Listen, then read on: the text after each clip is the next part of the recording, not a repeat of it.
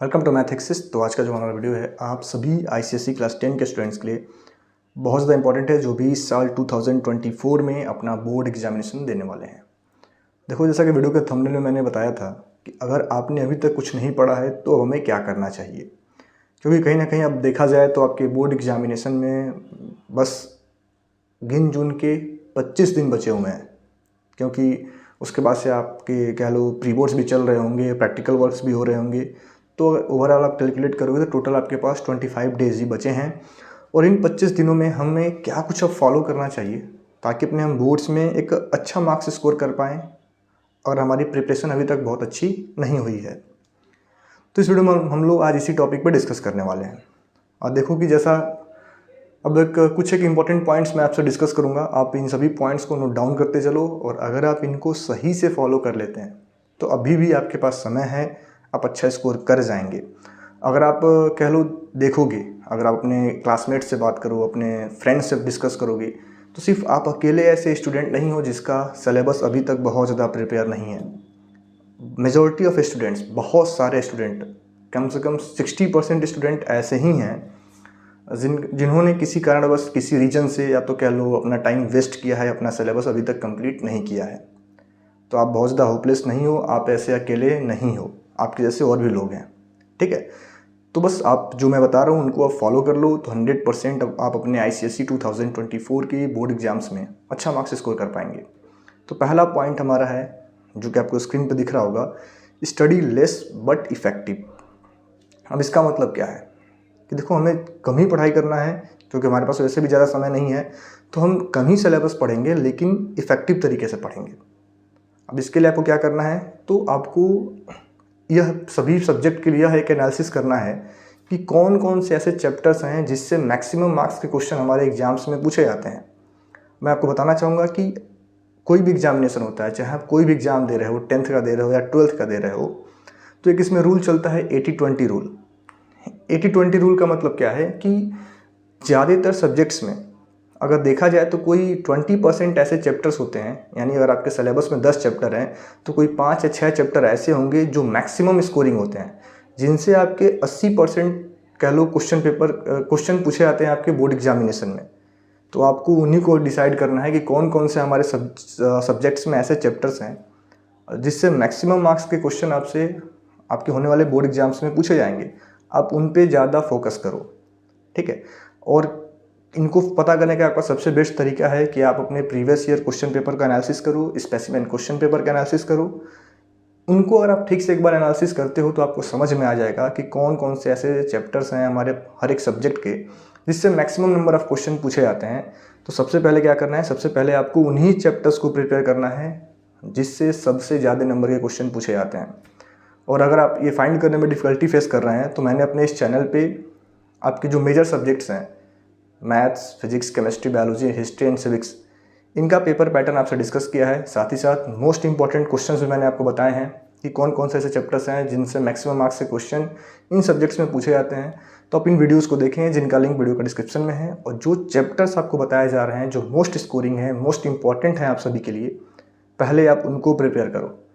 उनको प्रिपेयर करने के बाद से अगर आपके पास समय बचेगा तो ही आप दूसरे सब चैप्टर्स पे फोकस करें। लेकिन पहले क्या करना है, तो पहले जो हमारे मोस्ट इंपॉर्टेंट चैप्टर्स हैं उन्हें हमें प्रिपेयर करना है। पहला काम तो आपको ये करना है, जैसा कि मैंने बताया 80-20 रूल 100% यही होता है कि 20% सिलेबस से 80% क्वेश्चन आपके एग्जाम्स में पूछे जाते हैं। ठीक है, देन सेकेंड रूल जो हमारा है, कह लो आपको बनाना है एक डेडलाइन स्ट्रेटजी। डेडलाइन का मतलब क्या है कि आप अब टालो मत कि मैं केमिस्ट्री कल पढ़ लूँगा, मैथ्स परसों कर लूँगा, ऐसा कुछ नहीं। आप डेली अपना एक टारगेट सेट करो कि मुझे आज इस पर्टिकुलर सब्जेक्ट्स में 2 चैप्टर या फिर 1 चैप्टर हमें कंप्लीट करना है, तो उसको आप सही से कंप्लीट करो। उसका आप वन शॉट लेक्चर देख लो, उस पर्टिकुलर चैप्टर के आप इंपॉर्टेंट क्वेश्चंस को कर लो। देन अगर आप डेली का अपना टारगेट बनाते हो कि मुझे आज ये टारगेट करना है, उसको आप डेली अचीव करो। उसको छोड़ करके, स्किप करके मत जाओ कि मानो आपने आज सोचा कि मुझे फिजिक्स में आज वर्क, पावर एंड एनर्जी पढ़ना है, फिर आपके दोस्त का फ़ोन आ गया, फिर कुछ ऐसा बात हुआ, आप चैप्टर स्किप कर दिए, चलो कल पढ़ लेंगे, ऐसा कुछ नहीं। डेली का अपना टारगेट सेट करो। अभी भी आपके पास टाइम है। अगर 25 दिन भी आप सही से पढ़ाई करते हो तो आप डेली अगर 2 चैप्टर भी प्रिपेयर करते हो तो आप देखोगे इन 25 दिनों में आप टोटल 50 चैप्टर्स सभी सब्जेक्ट्स के मिला के ईजिली प्रिपेयर कर सकते हो। और अगर आप सभी सब्जेक्ट्स में मिला के 50 चैप्टर्स प्रिपेयर करते हो तो ऑन एवरेज आप हर एक सब्जेक्ट के कम से कम टॉप 5 चैप्टर आप कंप्लीट कर रहे हो, जिनसे आपका 60 to 70% मार्क्स ईजिली आपके बोर्ड एग्जाम्स में आ जाएंगे। तो आप बस अपना टाइम वेस्ट मत करो। जो अभी आपके पास 25 दिन बचे हैं, डेली आपके पास टारगेट होना चाहिए कि मुझे कम से कम 2 चैप्टर्स करने हैं, चाहे आप मैथ्स के कर लो, फिजिक्स के कर लो, केमिस्ट्री के कर लो। अब अपने अकॉर्डिंग डिसाइड करो कौन सा आपका सब्जेक्ट ज़्यादा वीक है, कौन सा आपका ऐसा सब्जेक्ट है जो पहले से प्रिपेयर है। तो उनके बेसिस पे जो भी आपके चैप्टर्स बचे हुए हैं उनको आप प्रिपेयर करो। तो अगर आप डेली 2 चैप्टर्स का टारगेट लेते हो तो 25 दिनों में 50 चैप्टर आप इजीली प्रिपेयर कर जाओगे। ठीक है। देन अगला जो हमारा मोस्ट इंपॉर्टेंट पॉइंट है, do not waste your time. अब आप कहोगे सर ये नया क्या है? देखो इसमें नया ये है कि होता क्या है कि बच्चे इस समय बहुत ज़्यादा फोकस हो जाते हैं नोट्स बनाने में, और सबसे ज़्यादा टाइम अपना वेस्ट करते हैं किसमें? नोट्स मेकिंग में। और नोट्स कैसे बना रहे होते हैं? तो लगता है जैसे उनको कहीं पे प्रेजेंट करना है, बहुत अच्छे से उसको सजा रहे होते हैं, डिफरेंट कलर्स के पेन यूज करते हैं, लिख रहे होते हैं। भैया देखो इतना आपके पास टाइम नहीं है। आप नोट्स बनाओ, एक रफ वर्क टाइप का नोट्स बनाओ, थोड़ा स्पीड में लिख लो, जल्दीबाजी में नोट डाउन कर लो। बहुत ज़्यादा उसको सजाने की, उस पर ड्राइंग करने की ज़रूरत नहीं है। आप नोट्स बनाओ, नोट्स बनाना गलत नहीं है, बट उस पर समय वेस्ट मत करो। इफेक्टिव तरीके से जल्दी कंप्लीट करो अपना नोट्स, ताकि उसका बेनिफिट आपको एग्जाम में मिले और आपका समय भी बच जाए। ठीक है। देन अगला हमारा जो आपके लिए कह लो एक पॉइंट रहेगा कि शॉर्ट टर्म स्ट्रेटजी। जैसा मैंने बताया कि आप डेली 2 चैप्टर्स का टारगेट करो। एक तो पहले आप ये फॉलो करो कि डेली आपको 2 चैप्टर्स प्रिपेयर करने हैं, चाहे आप एक सिंगल सब्जेक्ट का कर लो या फिर डिफरेंट सब्जेक्ट्स का आप कर लो। देन दूसरा टारगेट आपके पास होना चाहिए एक शॉर्ट टर्म स्ट्रेटजी, यानी आप या तो 3 डेज़ का या फिर 7 डेज़ का एक आपके पास वीकली प्लान होना चाहिए कि मुझे इन 7 डेज़ में इन चैप्टर्स को कंप्लीट करना है।